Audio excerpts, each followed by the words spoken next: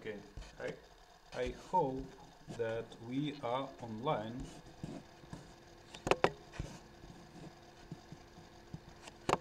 But unfortunately, there is nothing that shows me that everything is okay. But we'll believe. Okay, okay. It shows that it doesn't connect it. So, uh, uh, do you? So, from if if we are going to begin with this topic, and we're not going to switch to Sinatra, uh, we, to my mind, we need to start from the very beginning, from the history and how did it start and why. Okay, stop stop. Okay, it looks like it worked. I'm happy for you if you can watch this video. Uh, Otherwise, we will think that the people who visit lectures are much more lucky than than other persons who are online today. So, uh, HTML stands for Hypertext Markup Language, and that's the thing um, that appears on the very beginning of the internet. So let me start. Let me start with screen sharing with you. Screen.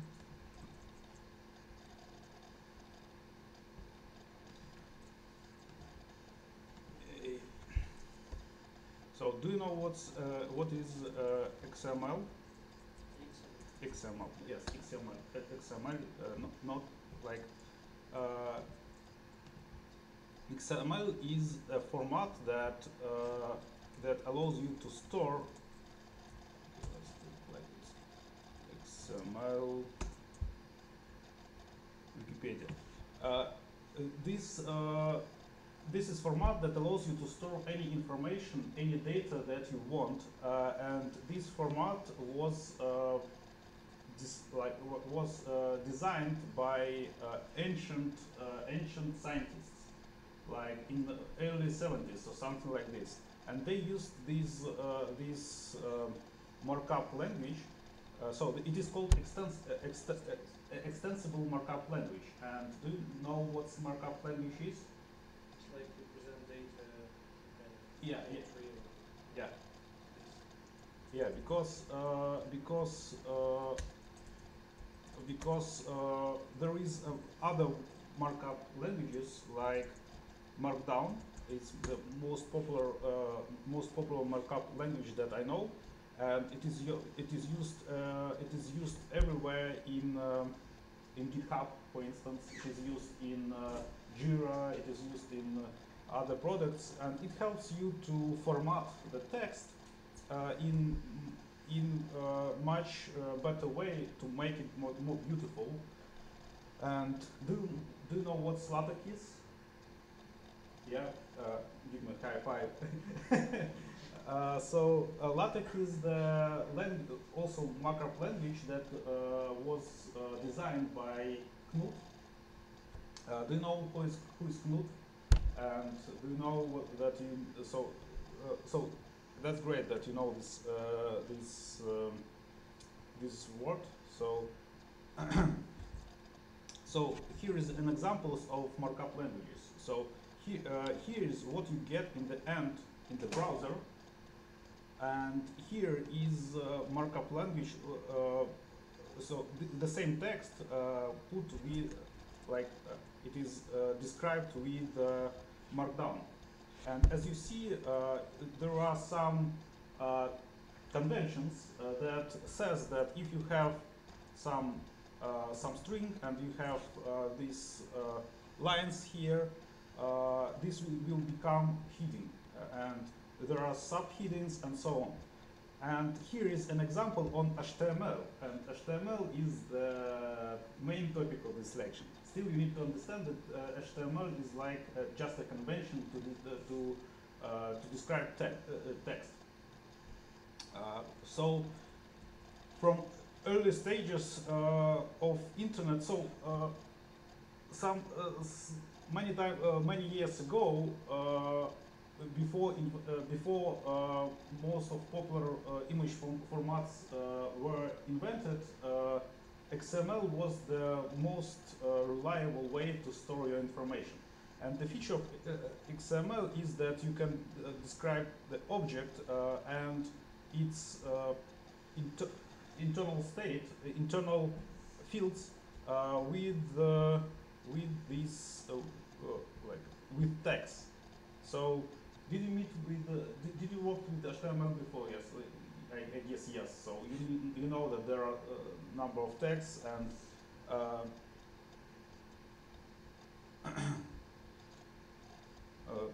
I wanted to find some example. Still this HTML text is XML. So XML is extended markup language, and it was extended to store the text and text data. And originally, hypertext markup language was called in this way because it had the links between the documents, because it was easier to store and consume information when you had some way to jump to another document to check what it is. And so yes, so these links was like the huge step for the internet at all. But after the after the internet began, like it was not just some kind of standardized language or something like this. In the very beginning, there were a list of very small programs that could interpret this language, like markup language, in their ways, and each of them had their own picture of how it should be done. With sometimes there appeared Netscape browser appeared, and this was a large step because it was a popular browser, and it was able to unify the way people need to store their information, to display it to display it to user in a friendly way. So after that, a huge race of browsers appeared because because it was the time when Microsoft Windows appeared, and they had their own solution for that, and they didn't want to listen to anybody. They wanted to eat the market, and they had very angry policy for other browsers, and there were some features that Internet Explorer supported and other browsers not. And there was a time when Mozilla Firefox appeared, and Mozilla Firefox first was very oriented on the new features, on presenting new new possibilities to people that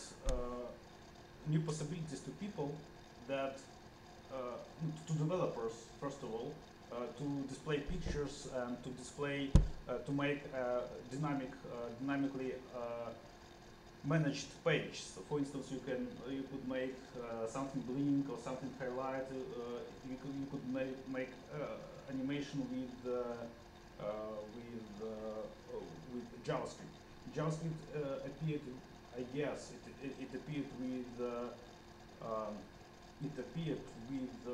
Netscape, and there is a legend that JavaScript itself was designed in several weeks, and it was presented, and it gave developers so much possibilities, that developers took it and started to use it. And still JavaScript had a lot of problem, and other browsers that were looking into this innovation took this JavaScript, and to make it work correctly in their environment, they needed to replicate all bugs that this initial JavaScript had, had to be backward compatible with the with the sites that were already developed. So, and so this was the huge fight between browsers, developers, between and there were large of armies that and large money thrown away just to just to prove that our browser is better, our process is better, and so on. And in some in some on some day when everybody was tired with the fight, people gathered and said, okay, let's have some kind of standardization, just to know that if I develop some feature for the site in Chrome, it should be working in the Firefox or Internet Explorer. And there is a huge discussion behind this, and this discussion is mainly held in the community that is called W3DC. DC. Sorry, my comics language. So the initiative is called 3W. Not like this, huh? Consortium, right? W3C. So Worldwide Web Consortium, and this is the set of rules how we can tell what we want to have in our.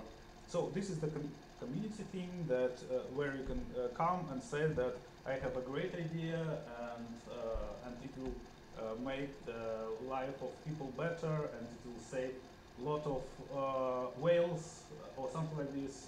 You can tell that humanity will be able to go to space probably or something like this, and you can display it in your so-called RFC.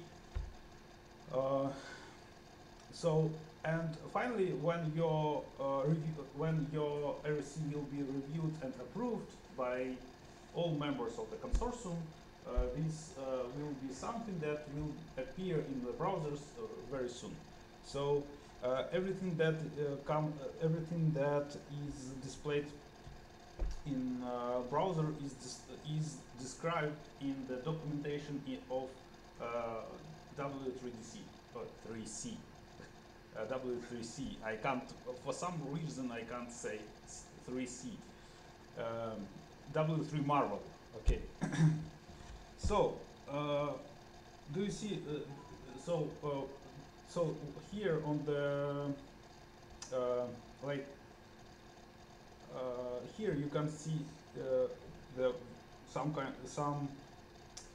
I guess this is news or something like this, like that. For instance, there is WebRTC and feature discussion and so on and so on. It's sometimes it's quite interesting to follow the discussion here, and W3C, W3 Marvel, I will call it like this, is the good place to look for some kind of documentation. So it's like it's quite hard to read, but this is something that has a final word. So if you have some argues with your friends, you can go and check on this site. So that's quite useful place, and it shows as it as web should be done. So, and what features we can use. So yeah, let's go. So let's go further. Do you see my screen well? Uh, so, um, the ideal, like ideal document in HTML looks like this. Like it's very short and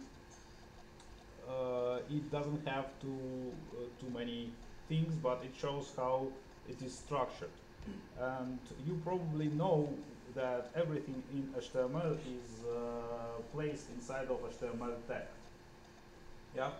So and HTML tag has head and body section. So this is a hello world HTML document, and you have hello world tag, the tag that outputs hello world here. So, but don't so um, never say that HTML is a programming language, something like this, because sometimes ago I heard like something like this.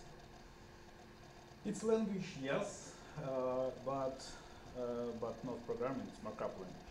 So you may wonder what's up here, and this is something that has been left for HTML after XML format. XML format says that it should contain the like in the very first text, it should contain information about what kind of data will be following. So this doctype HTML says that this is HTML5 document. You can probably find other ways of defining like other ways to tell what is inside, and this is something that allows browser to understand how it should be interpreted, how it should how it should display the page based on the content that follows this tag. So if you develop the thing that should be backward compatible with devices that were probably produced on 19th or something like this, you need to know that you have many ways to say to the device that this is HTML with like there is. I have seen the project that used HTML first, HTML version 1. So probably I don't. So still there are some devices, there are some there's some communication there, but you need to know that you can switch to different version using these head head tag. Here is an example of a tag, and so do you know? So you probably know how what is inside of this tag. By the way, if you are wondering, so this page is rendered. So do you know this that you have inspect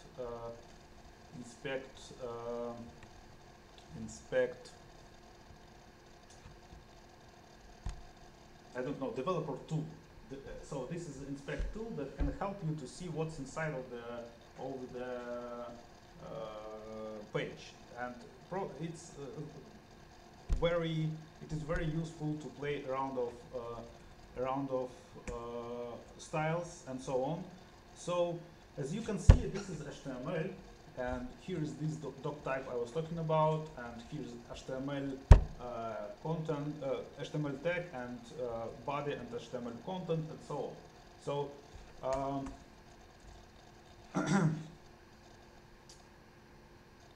do you know how to use this tool? Did you use it before? So just to call this tool, you can select the element and call inspect it, and it will show it. So there are lots of useful additions to this tool that will allow you to that will allow you, for instance, to check the traffic that goes to the server. And if I will update this page, you will see what requests are done to the server. And when you that's funny. Do you know what it is? Any ideas? What? Huh? Yeah, yeah. It looks like a silly picture, and for some reason there are lots of elements that are tied together, but there is one big one big reason to do this, because each of this picture is a small element, and when you load image in your browser, each image generates a request to the server. So and if you have for instance 20 buttons that have different images on it, or different icons, it is so all these 20 icons will make requests to your server or to your blob storage where this image are located. And so to reduce the amount, so this will make the time that is spent to load the page huge, and to optimize it, people combine all these images to one large image and show just a piece of it. And I will show, for instance, so you can do this magic with CSS, and I will show later how you can do this. If you ask me, if you ask questions. So here you can see that it displays the content, and it knows that content is HTML, and it displays HTML. And here is additional information about this request. It says what is URL, what was the method. Do you know what HTML method is? Who did it know? You don't know it. Yeah. Okay. So last time, probably last time, did you worked with Sinatra? Am I right? Am I correct? I was told that you already know about Sinatra.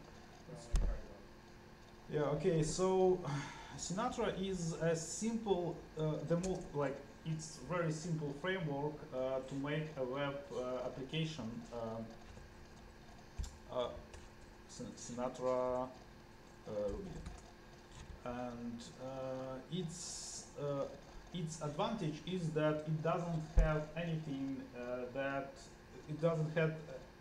anything that does not that is not needed to process HTTP requests. So you know that sorry for my unstructured lecture, but probably so to my to my mind it's better for me if you ask questions. So if you tell me that you need to understand what's HTTP and how it works, it's better to me rather than I will tell you what's HTTP and you don't understand what to do with this information. So if you have questions, I will be glad to answer. Okay. And I probably can go to another topics just to let you like the huge overview of the thing. Probably that's not the that's not the thing that will be done by professional teacher. But I guess I am professional. The professional teacher will make you work as you remember. He will make you draw some pictures on the table, which is also cool. But I expect more more questions rather than answers, because it's live. You have there are more questions than answers. And the thing is that, in Sinatra Sinatra is connected as a gem. You need to require Sinatra, and you have such a kind of DSL. Do you know what DSL is? Yeah, super. So domain specific and other people. DSL is a thing that is considered as a pattern. So, but it's kind of approach of building your applications like a best practice. But to my mind, DSL is kind of like it's just approach. It's not a pattern, like in the common sense. Like I mean, in the way we use patterns. So still, this is a Ruby pattern, yeah. So and DSL allows you to create some kind of language that will display your that will cover your task. So here's the task is to process HTTP requests, and the DSL allows you to create allows you to say that I have a get, I can get a get request, HTTP request on the endpoint Frank sets, and this will put the following information there. So I like to my mind, if like okay, that's my approach.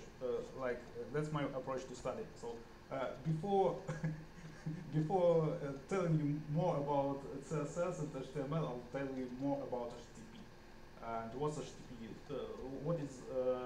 What hides behind HTTP? Do you know what's HTTP? Who raise your hands? Who knows what is HTTP? Okay, nice. So HTTP is something that you see in your browser hidden. And do you know what's HTTPS? Yes, so that's the secure version of HTTP. So, but I will not cover it right now. So the thing is that this is a protocol here, and you can put something like FTP here or something like this. And HTTP is just protocol that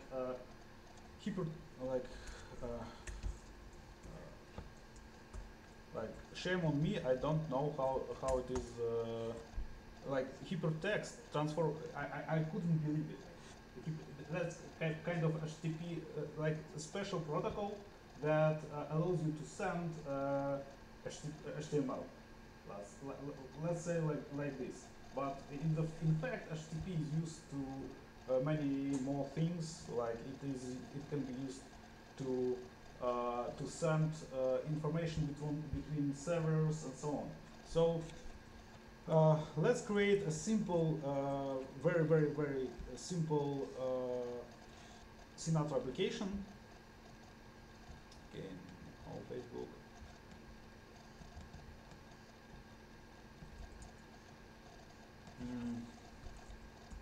In order to do this, I'll create a new. Okay, sorry for my screen. Is it okay? Cool. I'll create a Sinatra app folder, and I'll go to this folder. So do you know what these symbols mean? So these symbols, like the exclamation points, кличи, як ми кажемо, exclamation point. Sorry for my for my Belarusian accent. Like so, this is exclamation point and dollar sign. This doesn't mean that you want more money from your laptop. It means that it used the last command that the last token, the last argument. Yes, the last argument of the previous command. So and as you see, it was translated to change directory Sinatra app. And there are also other ways to other features. For instance, you can have two exclamation points. It will be the command the whole command. For instance, you can write a whole, and you can run this command, and it will run the command. So it's kind of useful if you want to add sudo, just to do this. Like it will run sudo with the previous command. So if you forgot to add sudo, you can do this. So yeah, if you are tired, just tell me, and we can have a short break, something like this. So that's fine for you, that, yeah. Yeah.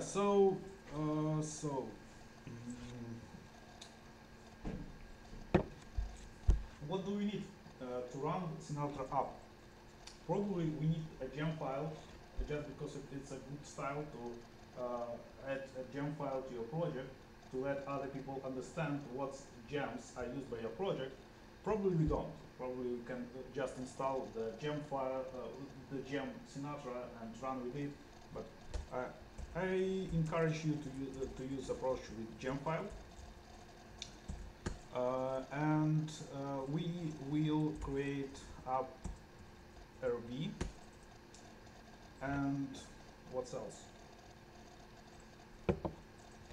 The command touch means create file,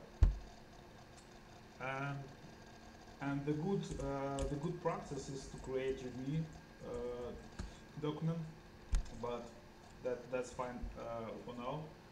And so there could be more files there, and I'll just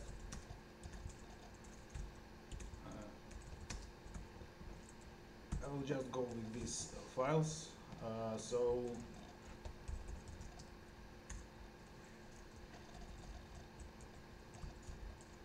give me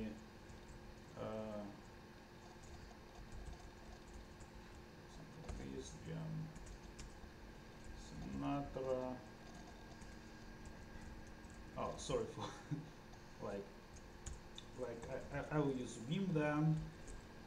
I have a question. Do you use RVN or RVM?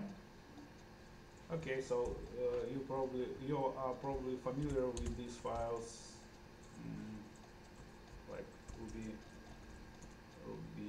version, and it is also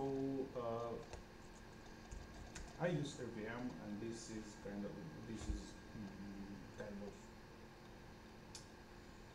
like there is number of reasons, and so some people said so RVM installs a gem set per project, and sometimes I go to the gems to change their code and to see how it works, and that's why and if the gem is used by another project, it can fail this project. So I want to isolate the environments.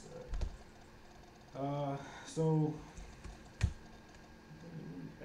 we have number of rubies here, and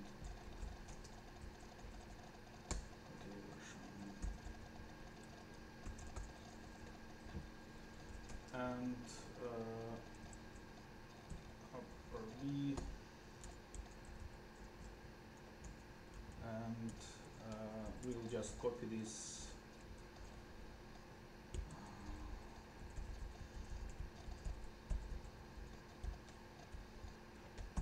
new line in the end. So that's something that we have right now. We run bundle install.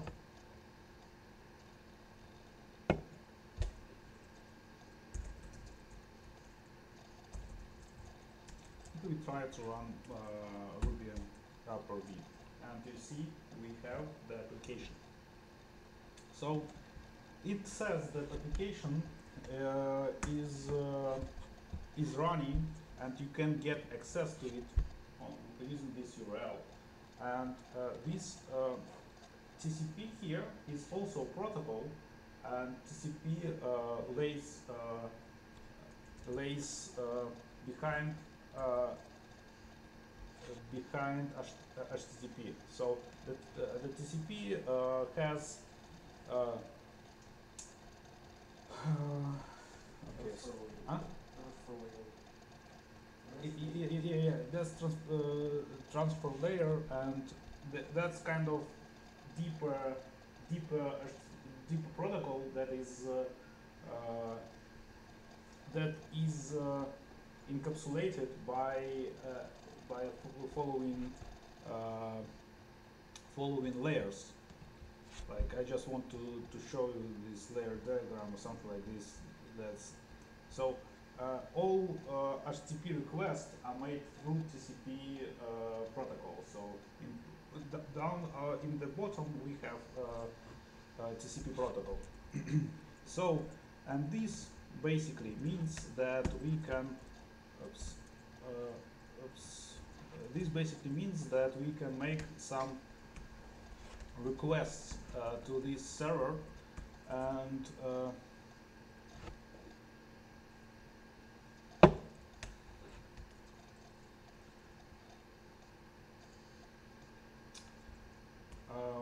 for instance, we can try to make a GET request. I don't know how to. Let's do it this way. Yes. Yes, please. So we you can see, so do you know the tool that is called Kuru? Great, great for you, because other people use Postman or something like this, and this doesn't, like Kuru has Kuru allows you to make your work faster than using Postman. To my mind, it's like my of course, you need to know more things to use Kuru, but in the end, you can write scripts that will be useful. That will allow you to um, so this command will make an HTTP request to the local host port this number, and you can see that it returns hello world. Like that's kind of strange. So Sinatra doesn't know this DT. I don't know. Like let's go to this port, to this address. Uh,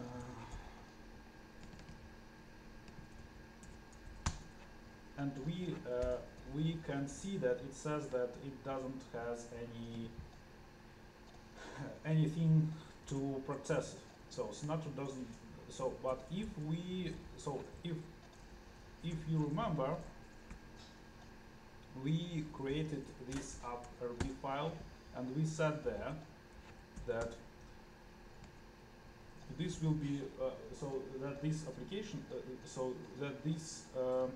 application will process an endpoint like with path Frank says. So let's try to add this path to the request. Oh, that makes me crazy a little bit. So when you okay, we can do this. We can try to add a new line to the end. So let's.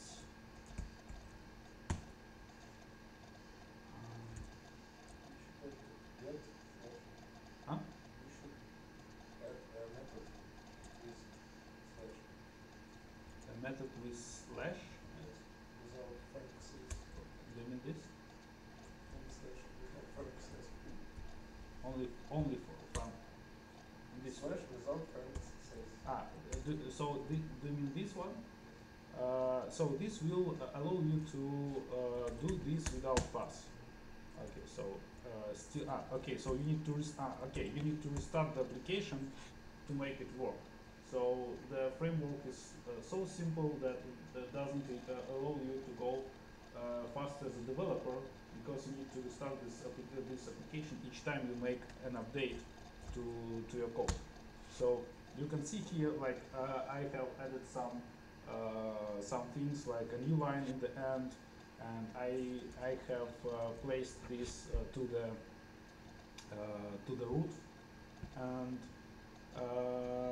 right now like to the root path, and right now when I make cool request to the roots, I get this string and with the new line. So we need to restart the application each time when you but that's because you run it as a Ruby application, and uh, there is a possibility to run it as a rack application. You need just to install more gems and so on. So, do you understand now what HTTP is? I want to have more yes than no. So, but basic of HTTP and basic of like you know. So, okay. Nice. Good to know. It's better to know than not to know. So you have this HTTP request here. Like, let's return back to our development tools, and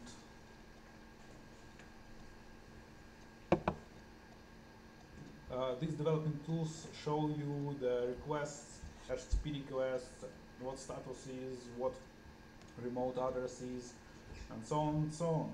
And there are a lot of useful information that you can that you can get through from this tool.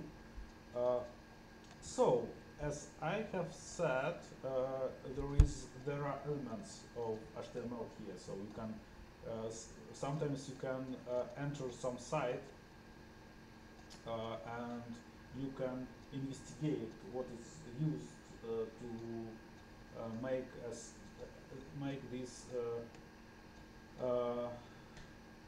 to get this effect. So, for instance, you like how to-buy does look. For instance, you have to-buy. It's not advertisement; it's just an example. Like, and for instance, like imagine just you want to remove this advertisement. You just go to the inspector tool, and you can. Okay, that was not the advertisement. Like here is image for this banner, and here is SVG. Do you know what SVG is? SVG, like this is HTML tag, and this since this is HTML tag, it's still inside of the topic that we're talking about. SVG stands for scalable vector graphics, and this is some time ago it was considered as a killer of Photoshop, Illustrator, and so on. So this is the format that is open source. So if you have some SVG image, then this means you have all huh? Yeah. So this is vector graphics, yes, and you have all data. So you can see that you can open this image inside of your browser, and you can inspect it, and you can see that you have all passes, all features of this image inside of your browser. So you can load this image to another something like Adobe Illustrator or something like that, something that understands vector graphic, and you can simply change the image as a vector image. So, as you know, vector image is harder to produce than just raster image, like making. It's harder to produce than making just making a photo. So, and you also can see that there is XML here. So SVG is stored in XML, and you see that it looks like HTML, but still it is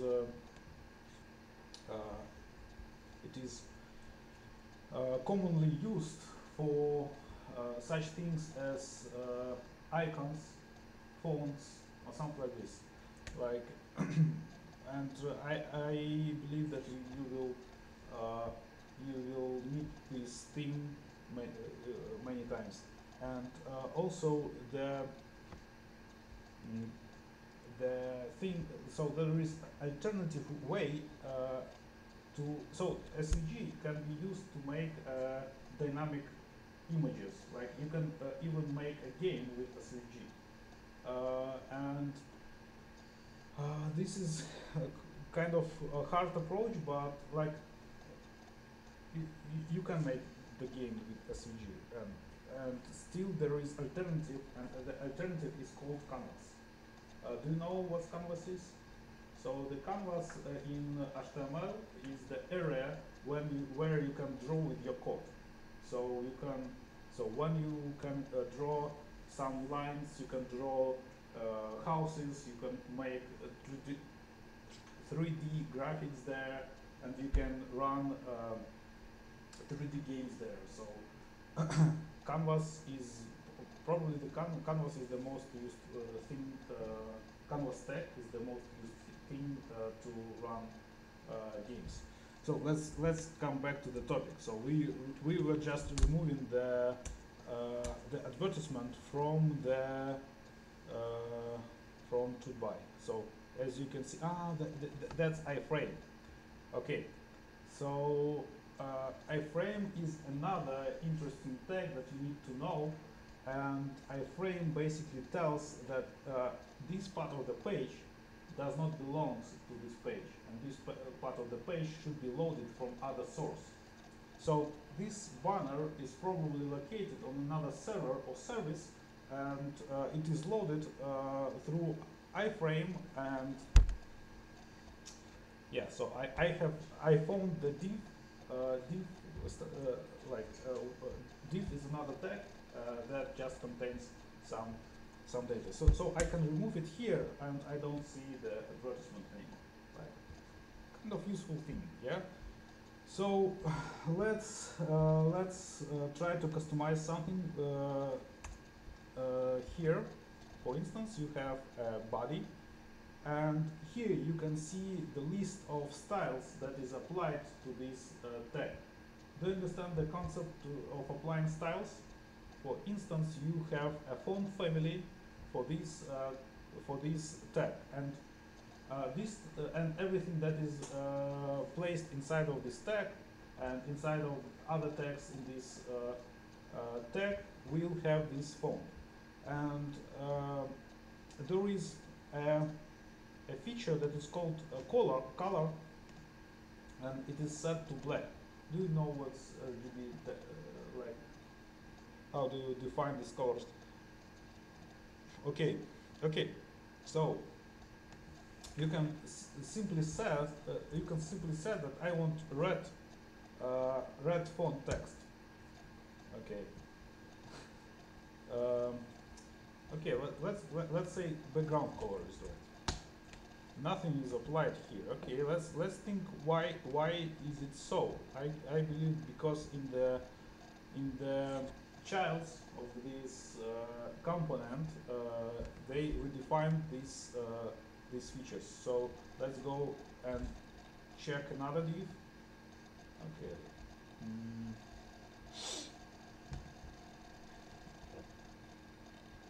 Why doesn't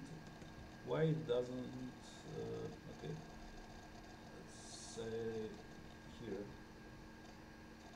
and it says that the color is, so this is div, background color is red, but it is not. Okay.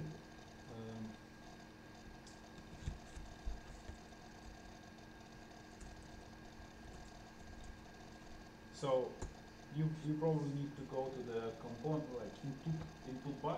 You need to go to the component and set the style to it. Do you see the idea? So, and what I wanted to say is that all this page that you see here is defined by another markup language, and it is defined uh, by markup language. Like you can see here this HTML basics. Oops, you can see here this HTML basics and so on and so on. So you can so that's the thing. Like GitHub, when GitHub wants to see you the HTML, it renders the markup to HTML. So what do we have next? So I think that you found it useful and you will apply it in your future work. And if you're not that, if you're eager to knowledge, to know more, let's go uh, further. So, do you understand how tag is defined? Yes. So tag has name, attributes, content, blah blah. So you have main components, main types of tags, and they are div, span, pb, br, and so on. Let's go through them and talk about their meaning, because there are uh, there are lots of like there are a lot of schools, like a lot of schools that teach different values about um, the way you can make your HTML. And one of these schools called semantic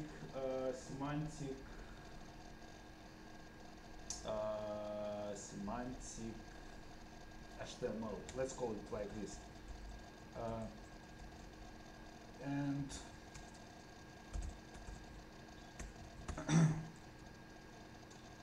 okay, so I just imagine it. So, and this school says that, and they have the reason to say because all these text was invented and was designed with W3C, and each this tag was brought to life with some thoughts in mind.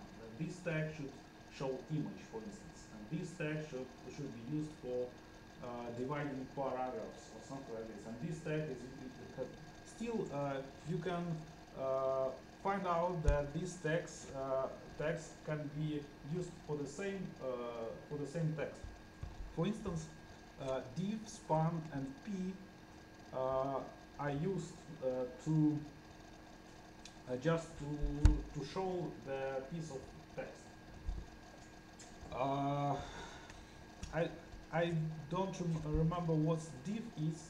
Div should be something like divide or something like this, and this just means that this tag is used to divide the text into parts. For instance, this is part for one column, and this part of for second column.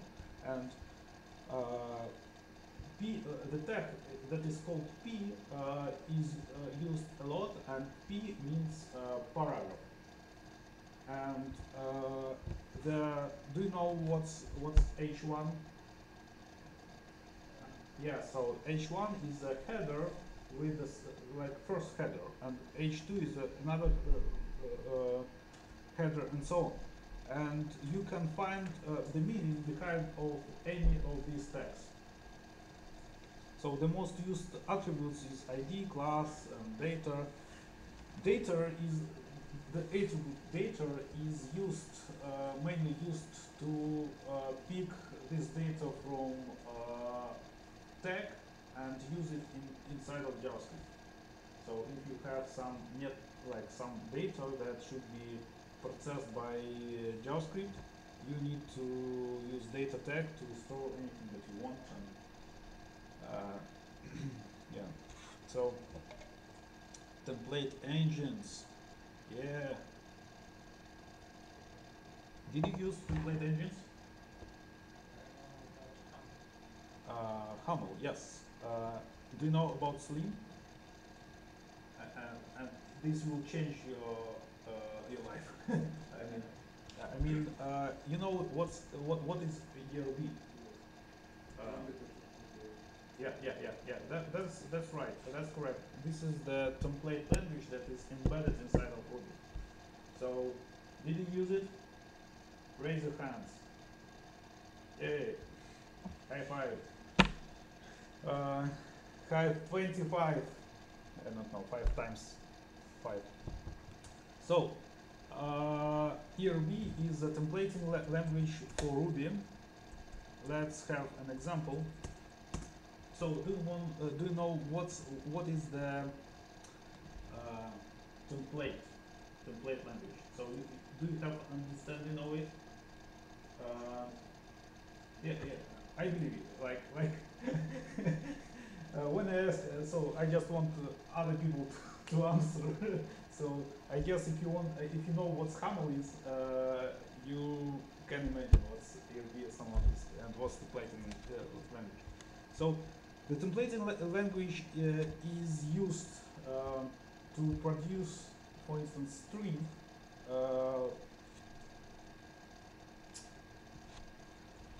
Here is that contains some values from variables that you can set. So, for instance, you want to describe on your page, to show on your page the current date. So you need to what was the okay? So up.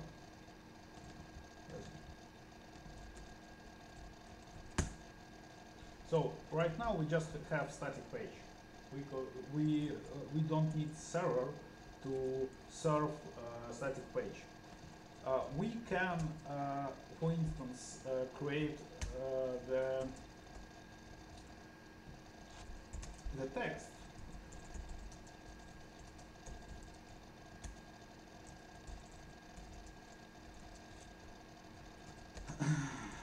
that will do something like this. And this will be the simplest template thing that you can imagine of. So, okay, it was broken, and it was broken because I was trying to add.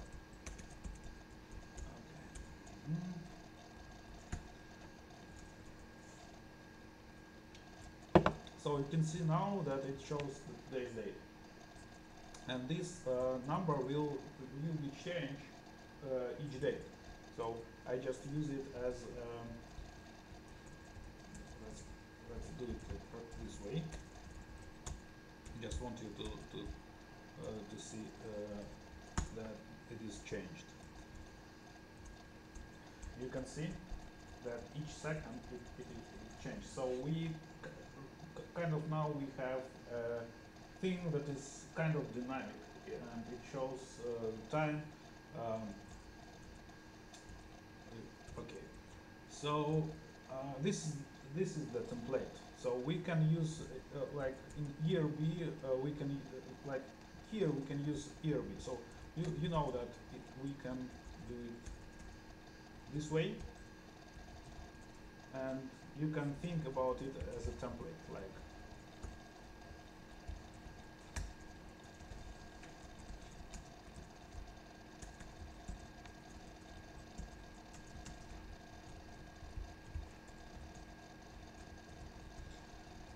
so.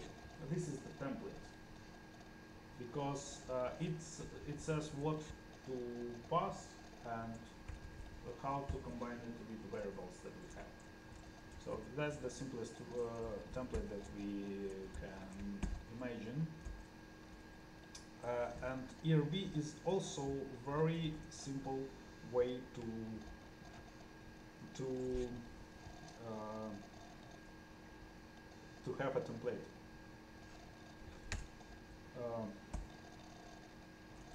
Let's see, like give me a second.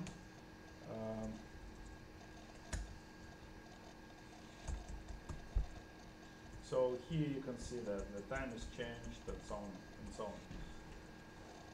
on. Let's see ERB example. ERB is basically the same with the string that I have here. And so, do you have questions about this thing? Like this, I will repeat. So this tells that there is a GET request to root path that that is running this code, and the thing that is returned by this block is returned to the client. So here is the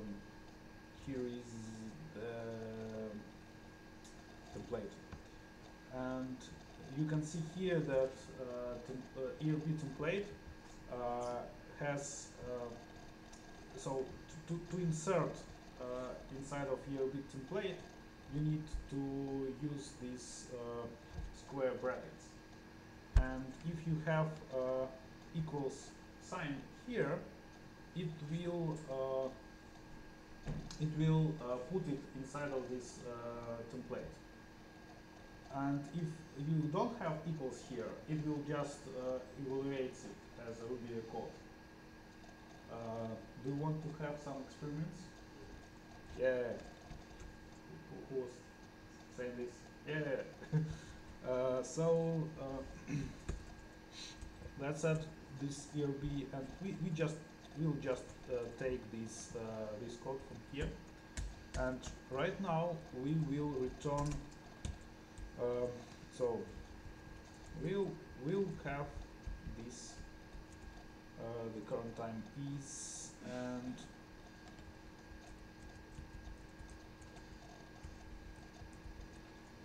I will move it in template, and it is puts. So this is the template, and the template is kind of ERB object, and for our usage, like when we're talking about template language and templates, we think about such string, and this string can be you understand what is it. So this is the way to set this as a string. So this is basically the same if I tell something like this. Oops.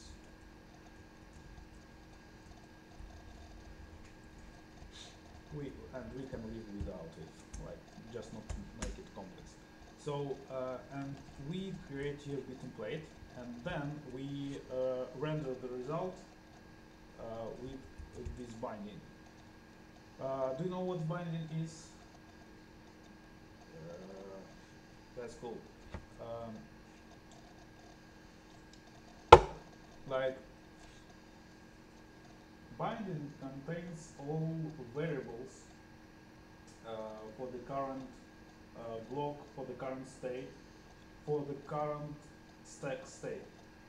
Did you learn C++, C#, something like this? So do you know concept of stack memory, heap memory? Yeah. So you can imagine of binding like a stack, where all variables that are accessible in this particular place is returned by binding. Like, and let's say I will create this variable called a symbol of goodwill. Like a will is written in another way.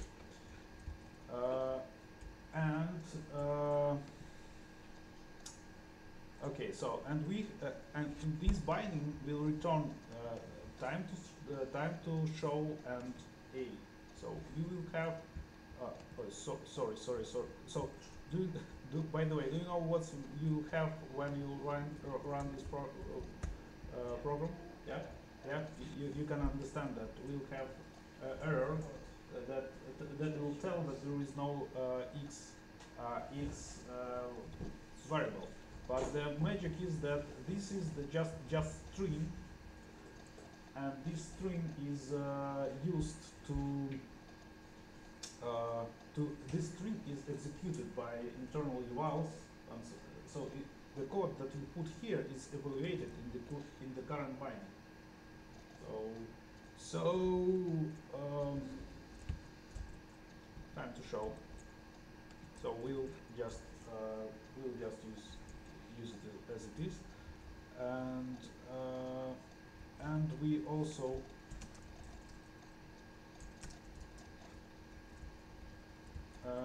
also can use this. Okay, let's come back to the way it was done before, because it will be easier to you to check it. Okay, let's run it. Let's run it to see if it is working. Okay, just to start the server and go to the host. So it's working, and now we will just substitute it with this way to create string. Oops, like this, and I guess it also can work like this, but I guess we will need to. Okay, that's my that's my thought. Do you see the magic behind templates? Yeah. So, and also you have an access to a variable. But we'll call to s a variable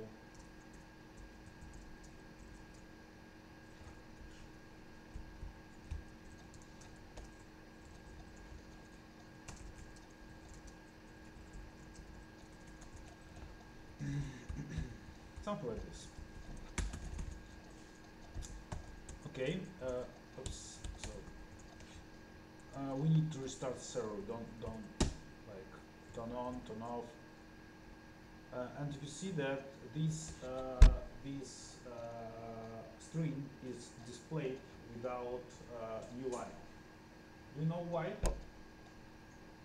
Because browser tries to, because we have HTTP here, like it's added by default, and browsers thought that we want to show HTML here, but it doesn't find any way of any HTML there, and we can, and it wraps itself the page using this template, like HTML, head, body.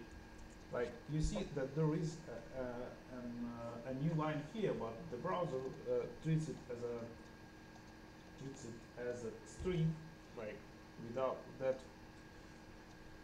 So this is the feature of XML. When it was created, the new lines doesn't mean anything. Like you can format the text. All these new lines are just spaces. So we need to add a new tag to have a new line, and this tag is br, no br, beer, like a beer, like you got the job. Like it's the cup of the yeah, it can be a cup of beer, or with my pronunciation it can be a beer that lives in the forest. So right now, okay, we need to restart the right now we have the result with the new line, because so, and this is the way actually, so this is the way to tell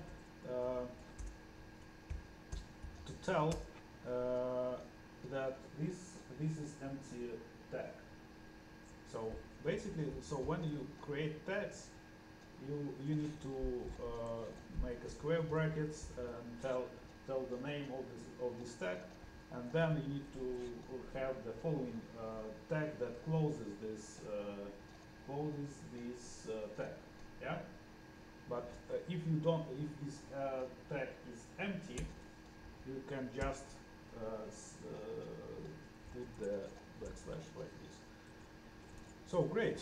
So right now we can make several we can add several new lines. Let's have 5 beers here. What we'll have here? We'll have lots of space between these two lines. One. So, but I don't like to write this code too much times. So I I put I can put what to call it loop here, like 5 times do, and so you get the idea how it works.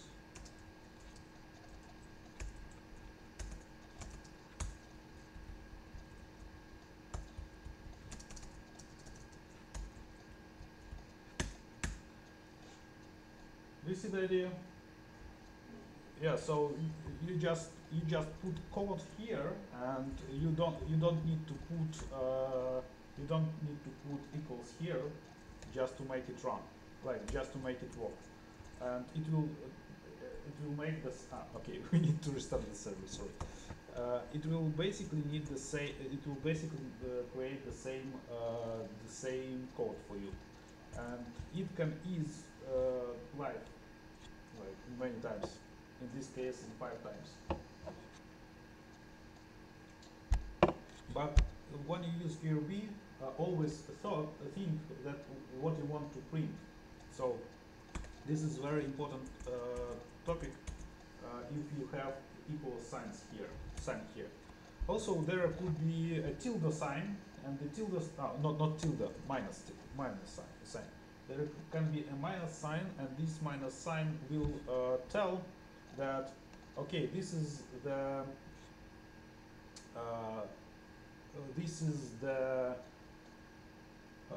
template. This is the place where I run Ruby code, but does not create a new line here. So if you want to format a beautiful code, you probably need to know what a beautiful HTML code. You probably need to know what's the minus sign mean. What does minus sign mean? Okay, so you got the idea behind the did you got the idea behind the templates? So and currently, if we will change the URL to HTML, we just will send the HTML to the browser. Yes. Sorry. If we will change EOF, Yeah. the file. Yeah. With HTML, you just create the markup inside the template, and it will send the HTML. Do you mean if you? Yeah. So there is a tag called. Oh, nice. It just highlighted. So I put HTML here, so he had some semantic knowledge, and it just highlighted me the HTML tag. So yes, and now I can create a page, something like this,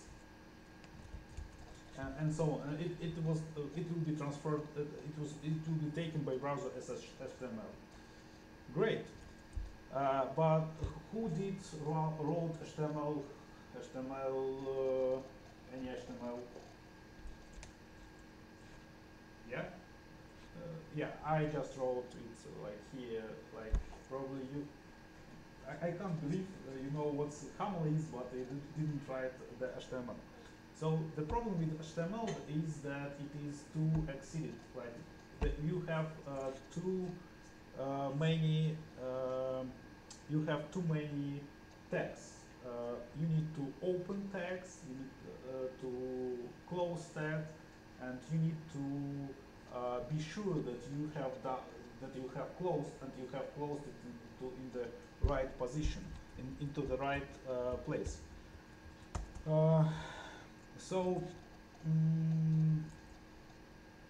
And believe me, in some close future, you will be tired of writing all the HTML, like all the things that should be here. And you need to No, you see, so that this is kind of exceeded, like kind of how to not uh, how to say it, like you'll be tired. Believe me, you'll be tired of writing this code. And to make it faster, people came to the idea that we can not write the text, we can just write the short, the short description, the short, the short way, and we will control it by using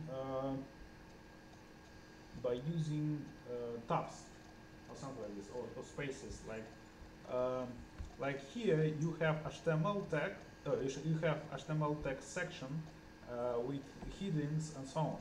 And here you have the same way written in Haml. Okay, so this is HTML, and you can see that there is a section and there is hidden one, hidden two, and div inside of this section. And this is ERB template, and this ERB template says that okay, so place post title inside first hidden and subtitle in hidden two and so on. But it is much more. It's easier to make it with Haml, where you can tell that this is a section tag, and this is hidden, and the hidden has post title and so on.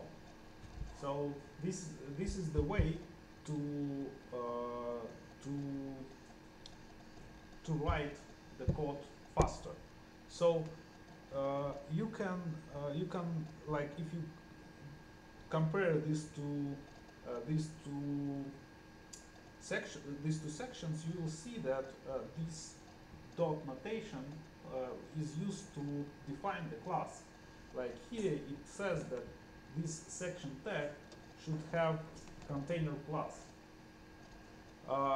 And these classes and IDs and all other attributes are used in the same way as CSS does. So, do you know what these cascading style sheets are? Huh? Yeah. Right. That's great. So, and you know that there are selectors that can be used to fetch all IDs or all classes or something like this. Huh? All elements with some class or some ID or something like this. Right? So this is commonly used in JavaScript, but there are lots of talks about it, and these selectors is basically used by jQuery. Did you use jQuery in some way? Any hands? Yeah. So the jQuery allows you to select the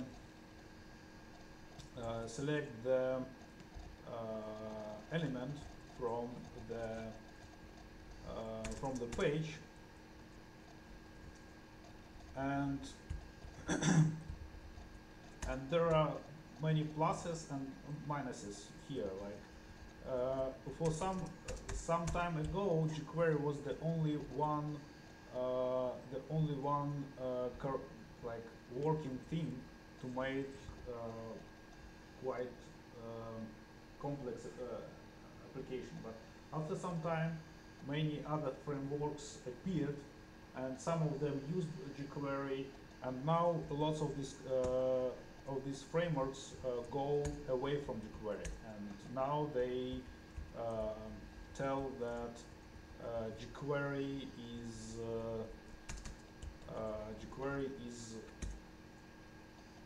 too old style.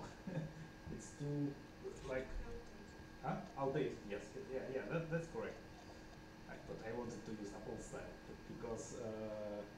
because still there are lots of projects that use jQuery a lot, and they're like, and I don't think that it will go uh, back of the stage in near time. So, okay, do you understand what I'm doing here? So you have hit here, and you can play place title like sample up, and we have post variable here, and we need to create this post variable. Let's do this in this way. Do you know what's OpenStruct? OpenStruct. Okay. So OpenStruct it's a structure from standard library, and its base idea is to get hash and return the object that can be used to uh, to work with, like an object. Like if you say that here, like name n1, like okay, let's imagine that we have hash h. So to get access to h name, I need to do something like this. Yes, but if I want to work with h as an object, I need to do something like this. And OpenStruct takes the hash and creates an object with a structure. So do you remember like C++ fence? Do you remember the struct inside of inside? Huh? Yeah. Result plus can be struct because it's for storing data. Yeah. And here we have the same idea. So when you start to learn something like C#, they tell you that there is a struct and there is a class thing, and the basic difference is that struct is only for data storing, and class stores the data and implements some behavior. Like you can imagine as a struct as a skeleton, and class as bones and muscles, something like this.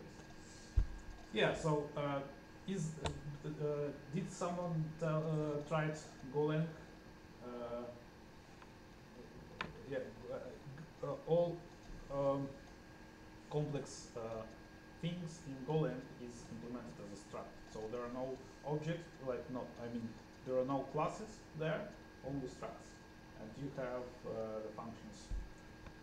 So yeah, so I want here to have an object that has title and subtitle and content, and I will have title,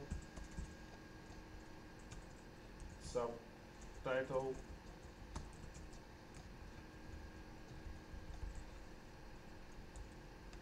let's call it in the simplest way possible.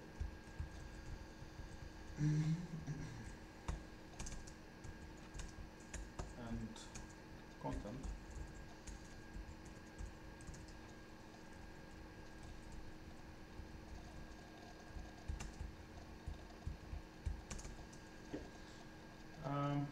Yeah, so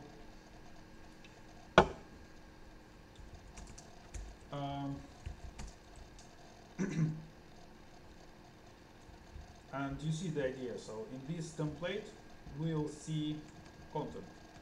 Okay, and it will be broken because here it has a bad styled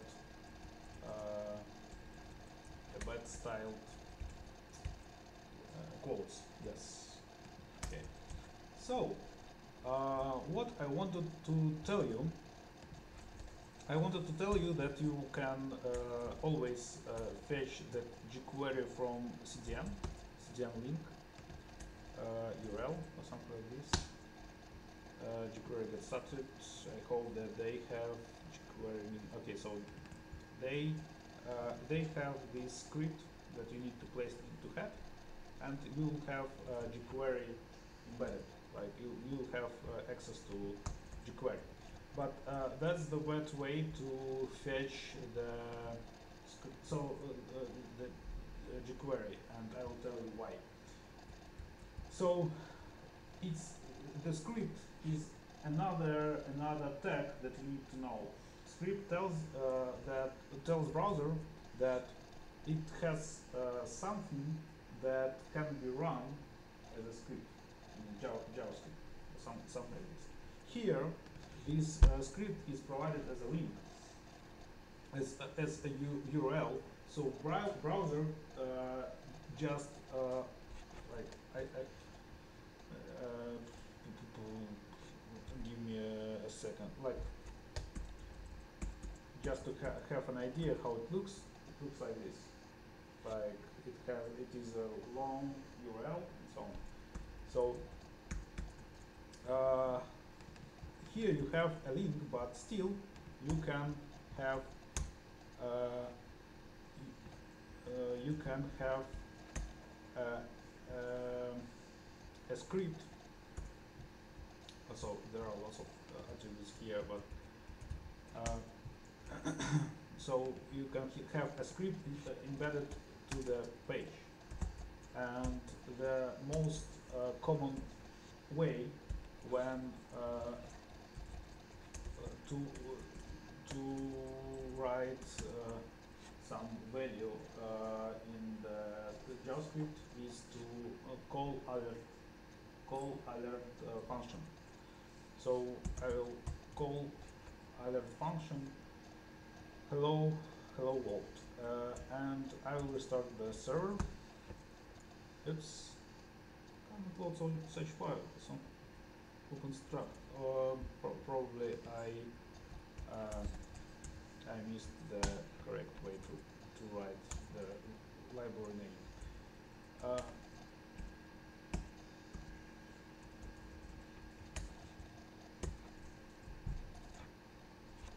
Do you see? Do you see? I'm not sure, but you can come to the screen, and believe me, you have the hello world in this dialog. And you can see that we have title, subtitle, and so on.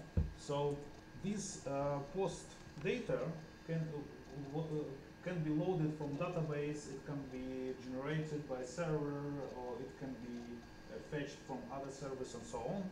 But you will still have the same template as a view. So there is another interesting thing that you can use to debug your code. This is a console log operation.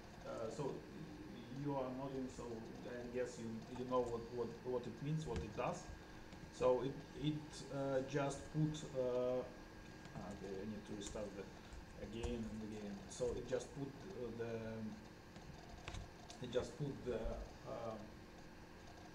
the string or object that you want to the console.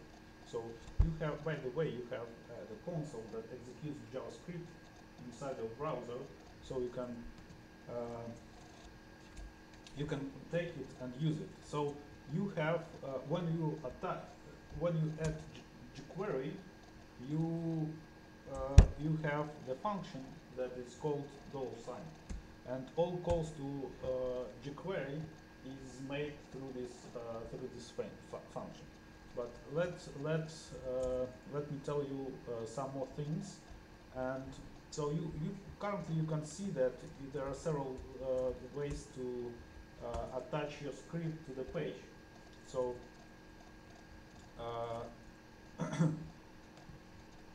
and one of them is to add URL, and here we use a direct URL to the jQuery. So we can go to network, and we can update the page, and we will see that the first request is made to localhost, and it fetches HTML code. And when browser whenever, so the script, the JavaScript is executed where just in time when the browser hits the script tag. That's why that's why sometimes you can see that uh, script tags are placed in bottom of the body. So and this will load the page, the whole page, and it will start loading scripts only after all components are loaded. So when you can't see here, but if you have a large page, it will help you to display it first, and then you'll have a JavaScript that will add some extra functionality. So the thing that I wanted to say that when you use SRC here and you have external SRC, you can have external source of script. That's the thing that like you have to trust this source very much. So this is the global Google CDN, and probably it works fine. So it is very useful for this, but some I remember that some time ago, like 5 years or something like this, the CDN with jQuery was compromised, and some code, like there was a group of hackers that could put to this CDN some some uh, some code, and this code was going to be executed on all pages that require this script with jQuery in this way. So you see the idea. Each time the person loads your page, the page makes the hit to this VM with jQuery, and it loads the jQuery script, and this jQuery script can be compromised. So be be sure about the places that you use. So talking about jQuery, why I want to tell you more about jQuery. So the jQuery is based on selecting elements.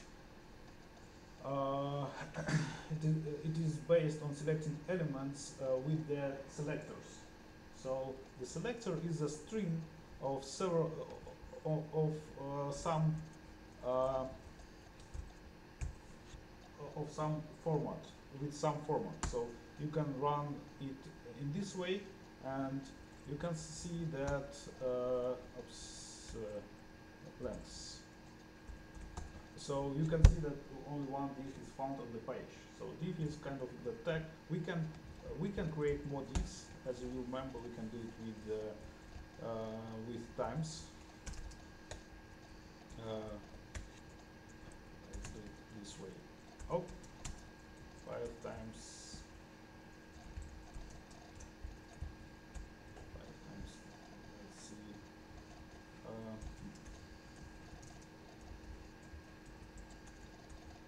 Map.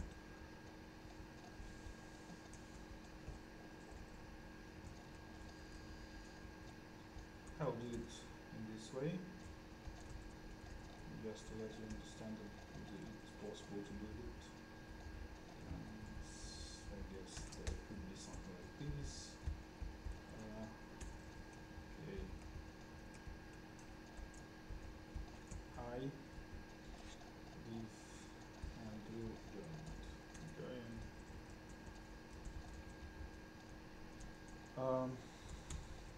I need to restart the server. Something went wrong. Okay, let's do it in here. Should work. No get data. Block backtrace and define block variable I, and here it is defined. It is 5 times. Okay. Okay.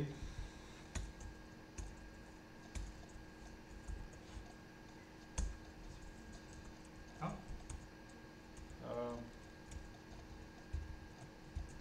I have no idea what that. Okay, but it should be the same. Probably I needed to save the file, I just needed to save it. Okay, local variable or method I. Here it is.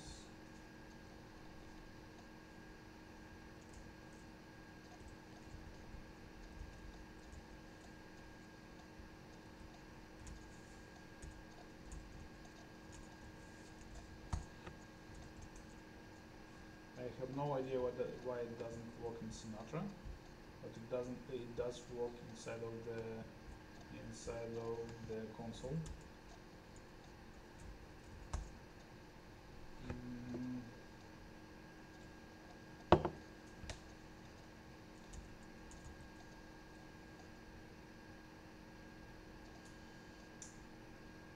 I have a feeling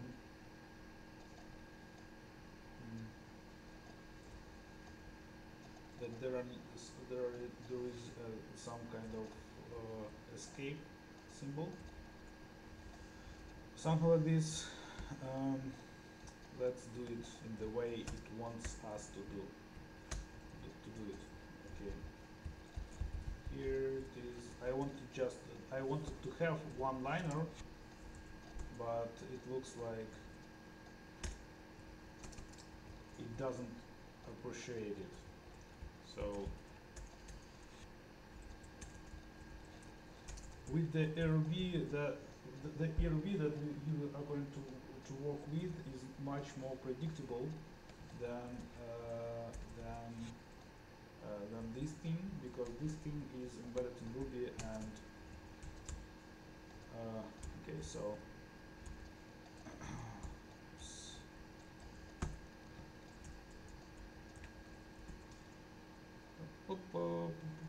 courses. Okay, here it is. So now we have this content with these divs with content, and when we make the selection of divs, it returns seven divs. Do you have a question? I didn't understand. I just missed it. What you did for this content? You just write it. So this Okay. do you mean what function do you So mean? you did it by cycle. So Yeah. I just made a cycle with range from 1 to 6, and I created an array from it, and I made a map. But this map is so we can replace it with each.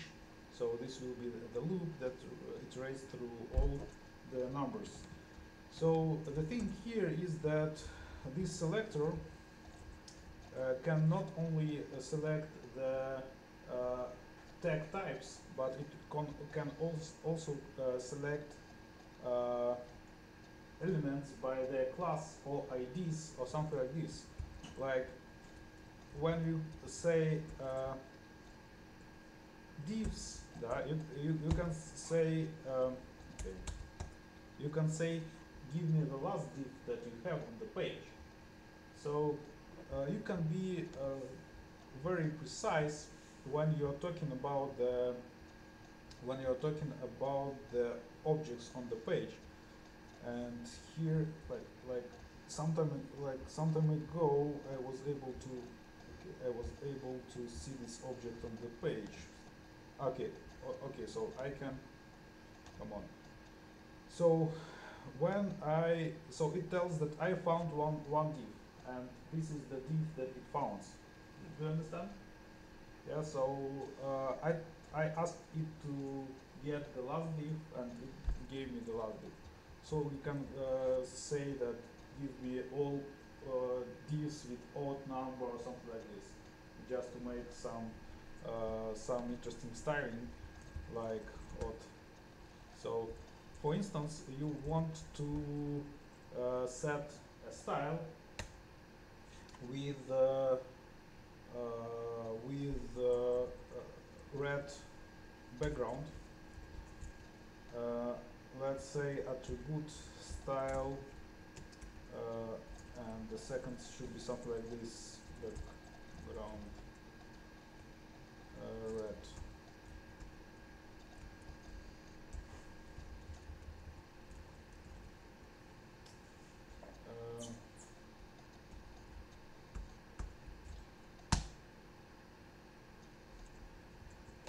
check query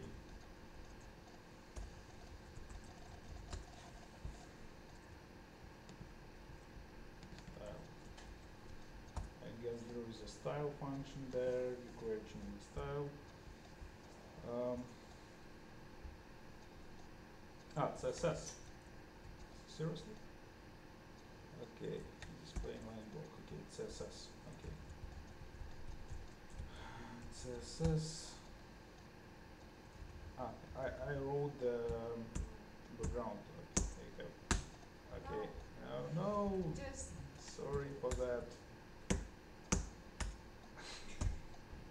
Yeah, background. Okay, I guess I have some CSS is already setting the value.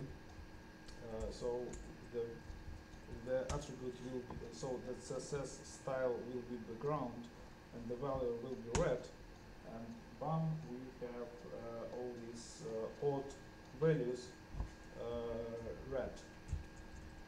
We can have we can select all even and we all even numbers, and we color them to the okay, that's kind of American flag. Huh? Blue. Okay, okay, never mind. Okay, so